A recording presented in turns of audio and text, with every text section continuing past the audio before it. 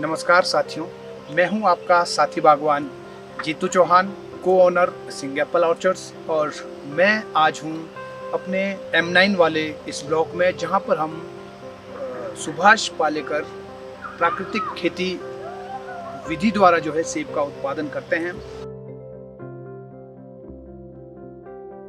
हम लोग जो है पिछले 7 वर्षों से ऑर्गेनिक फार्मिंग करते आ रहे हैं, और ऑर्गेनिक फार्मिंग में आने का हमारा जो मकसद था वो ये था कि हमारी ज़मीन जो है वो उपजाऊ बने, उसके अंदर जो है डिफरेंट पैथोजेनिक डिजीज़ जो आ गई थी, जिसकी वजह से ऑर्चर्ड में बहुत सारे प्लांट्स जो है वो मर रहे थे सॉइल बॉर्न डिजीज़ के कारण।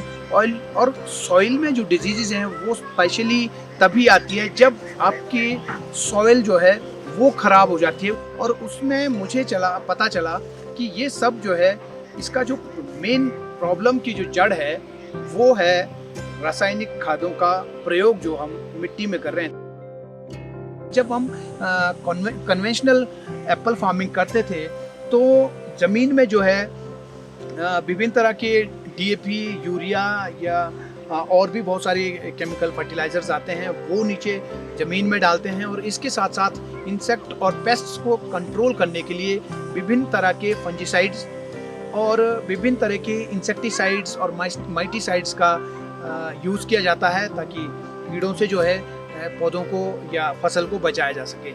लेकिन हमारा जो नज़रिया है वो ऑर्गेनिक फार्मिंग में आने के बाद पूरा चेंज हुआ।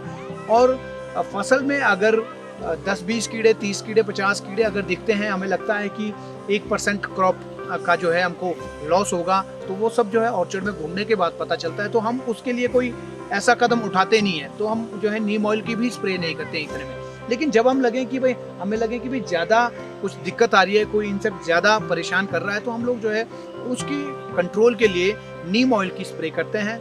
और बाकी जहाँ तक फंजीसाइड की बात है कि लोग फंजीसाइड का यूज़ करते हैं, हमने जो है प्लांट्स की ट्रेनिंग और प्रूनिंग इस तरह से की है कि उसमें जो है फंगस लगने के चांसेस ही बहुत कम, 2 से 4% चांसेस उसमें रहते हैं। वो इसलिए क्योंकि धूप जो है, हम सभी जानते हैं, 1 स्क्वायर फीट में जो है 1250 किलो कैलोरी सनलाइट जो है वो गिरती है। और जब वो इतनी धूप गिरती है तो उस जहाँ पे वो धूप गिरेगी वहाँ फंगस पैदा होने का चांस वैसे ही बहुत कम हो जाता है। तो हमने जो है इस तरह की ट्रेनिंग अपने ऑर्चर्ड्स में की है कि धूप का जो है सही इस्तेमाल और 100% इस्तेमाल किया जा सके, जिससे जो है फंगल इन्फेक्शंस ना हो, अधिक फोटोसिंथेसिस प्लांट कर पाए, जिसके कारण अधिक कार्बोहाइड्रेट बनता है। अधिक कार्बोहाइड्रेट से ज़्यादा स्पर्स बनेंगे, ज़्यादा स्पर बनने से फ्लावरिंग ज़्यादा आएगी, ज़्यादा फ्लावर से ज़्यादा फ्रूट सेट होंगे। ज़्यादा फ्रूट सेट होने के बाद जब उसका साइज़ बढ़ता है तो उसमें भी अगेन जो है वो कार्बोहाइड्रेट ही उसमें ज़्यादा जिम्मेवार रहता है फ्रूट की साइज़ बढ़ाने के लिए। और उसका जो कलर है, कलर में भी कार्बोहाइड्रेट ही जो है उसमें जिम्मेवार रहता है। तो हम लोगों ने जो है ट्रेनिंग इस तरह से की कि पौधे के ऊपर एक एक जो सूरज की किरण है वो एक एक कोने तक और एक एक पत्ते के ऊपर फोटोसिंथेसिस की क्रिया को जो है सुनिश्चित करे, पौधे को जो है पूरा कार्बोहाइड्रेट मिले और पूरा भोजन जो है, भरपूर भोजन जो है पौधे के ऊपर बनता रहे।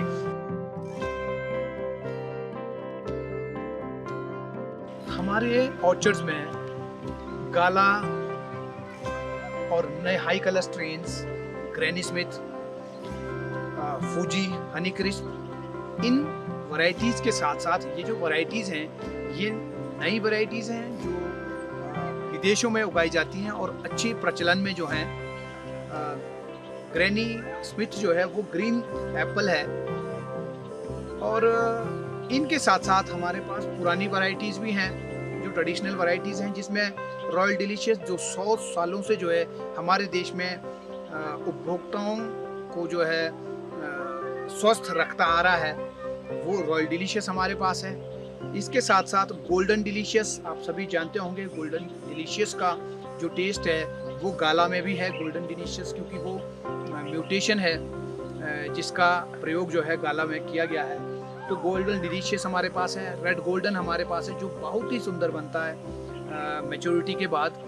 और ये सारी वैरायटी जो है हम अपने यहाँ पर बहुत ही संभाल कर, बहुत ही कठिन परिश्रम के साथ हम जो है इनको तैयार करते हैं और आपको इससे सुंदर गोल्डन, हमसे सुंदर रेड गोल्डन और रॉयल डिलीशियस आपको मार्केट में नहीं मिलेगा, ये हम आपको विश्वास दिलाते हैं।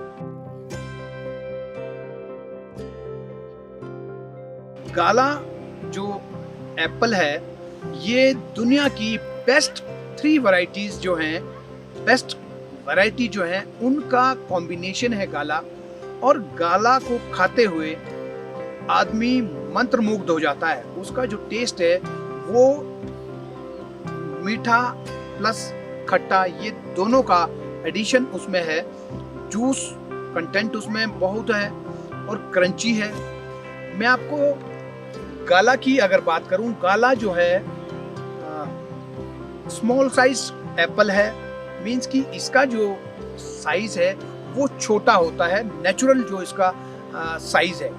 तो हमें जो है गाला में बड़ा साइज ढूंढना या मीडियम या लार्ज साइज का एप्पल हम ढूंढें तो वो अप्राकृतिक है, वो प्रकृति के साथ नहीं है, क्योंकि प्राकृतिक रूप से गाला जो है स्मॉल साइज का एप्पल ही तैयार करता है। तो हम लोगों को जो है बड़े साइज का एप्पल गाला में नहीं मांगना चाहिए, बड़े साइज के एप्पल की हमको डिमांड नहीं करनी चाहिए। तो गाला जो है, गाला को स्कूल बॉय एप्पल के नाम से भी जाना जाता है दुनिया भर के अंदर, क्योंकि इसका साइज ही छोटा होता है। तो स्कूल के बच्चे भी जो है लंच के लिए गाला के एक एप्पल को आराम से अपने पैंट की पॉकेट के अंदर डाल करके स्कूल ले जा सकते हैं, इसीलिए इसको स्कूल बॉय एप्पल भी कहा जाता है। हम जो है हार्वेस्टिंग अलग अलग समय पर करते हैं अकॉर्डिंग टू एलिवेशन। हमारे पास डिफरेंट एलिवेशंस में, मींस की अलग अलग हाइट पर अलग अलग प्लॉट्स हैं और एलिवेशन की वजह से अलग अलग ऑर्चर्ड्स में हार्वेस्टिंग टाइम जो है वो अलग रहता है, जिसकी वजह से हमारे उपभोक्ताओं को जो है फ्रेश एप्पल मिलता है अलग अलग समय पर।